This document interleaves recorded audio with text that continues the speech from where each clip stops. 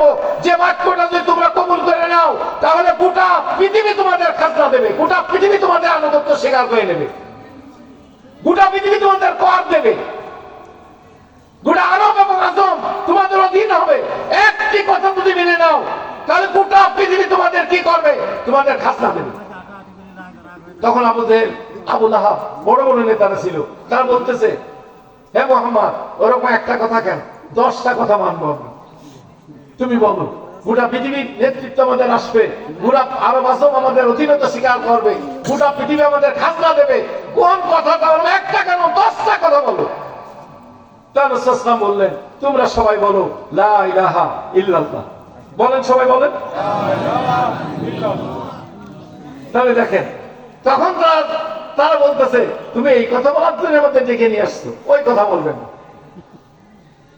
ওরা গোটা পৃথিবীর কর নেবে, খাজনা নেবে, কিন্তু ওই কথা বলবেন না। ওরা বলবো ওই কথা আমরা শুনবো না, ওইটা বাদ দাও, লা ইলাহা বাদ দাও। লা ইলাহা বাদ দিয়ে তুমি কি চাও? তুমি তো আমাদের নেতা হতে চাও, তোমার নেতা বানাবো, তবে শর্ত হচ্ছে লা ইলাহা বাদ দাও। পৃথিবীর ধনী বানায়, তোমাকে ধনী বানায় দেবো, তুমি লা ইলাহা বাদ দাও। পৃথিবীর শ্রেষ্ঠ সুন্দরী নারী তোমার সাথে নিয়ে দেবো, তুমি লা ইলাহা বাদ দাও। রাসূল বললেন যে দেখো, তোমরা ওই 3টি জিনিস কেন? 3টি জিনিস কি কি? রাষ্ট্রের প্রধান, 2 নম্বর সম্পদ, 3 নম্বর নারী। এইটাই তো মানুষ চায়, মাতুব্বর হতে চায়, সম্পদের মালিক হতে চায়, আর সুন্দর একটা নারী চায়। এই তিনটে লোক চোখ দিল যে 3টে দেবো, তুমি এটা বাদ দাও। বলছে 3টে কেন? আকাশের চাঁদ এবং আকাশের সূর্য তোমরা যদি আমার হাতে দিয়ে দাও, তাহলে জেনে রাখো, হে কুরাইশরা, জেনে রাখো যেটা অসম্ভব। চন্দ্র এবং সূর্য আমার হাতে দিয়ে একটা অসম্ভব, এই অসম্ভবকেও যদি তোমরা সম্ভব করো, তবু তোমরা জেনে রাখো আমি এই পথ থেকে ক্ষান্ত হব না। হয় গোটা পৃথিবীতে আল্লাহর কলেমা প্রতিষ্ঠিত হবে, না হলে আমি আল্লাহর নবী মুহাম্মদুর রাসূলুল্লাহ, আমি আমার জীবনটাকে আল্লাহর কলেমা প্রতিষ্ঠা করতে যে উৎসর্গ করে দেব। এটা সুন্নাত না? আপনি দাড়ি রাখবেন, আপনি টুপি মাথায় দেবেন, আপনি নামাজ পড়বেন, আপনি হজ করবেন, রাসূল করেছেন তাই হজ করবেন, আপনি নামাজে পড়ে মিষ্টি খাবেন, সব করবেন, এটা করবেন না?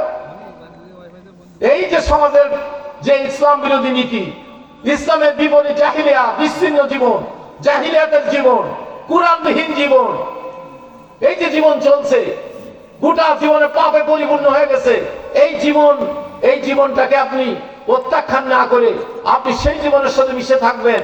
রাসূল বলতেছেন আমার জীবন যাবে, তবু আমি এইটাকে সহ্য করব না। ইসলাম বিরোধী কোনো কাজকে আমি সহ্য করব না। ইসলামী নিয়ম অনুযায়ী সবকিছু চলতে হবে, ইসলামী হুকুমত চালু হতে হবে, আল্লাহর কুরআন অনুযায়ী সবকিছু চলতে হবে।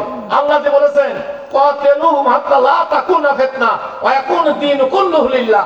আল্লাহ বলেন ততক্ষণ পর্যন্ত হে পৃথিবীর মুসলিম সমাজ, তোমরা সংগ্রাম করো, তোমরা আন্দোলন করো, জিহাদ করো, যতক্ষণ না আল্লাহর দ্বীন বিজয় হবে। সমাজ থেকে কি কাতিলুহুম হাত্তা লা তাকুনা ফিতনা, ফিতনা বন্ধ না হবে। আজ ফিতনা ছেয়ে গেছে,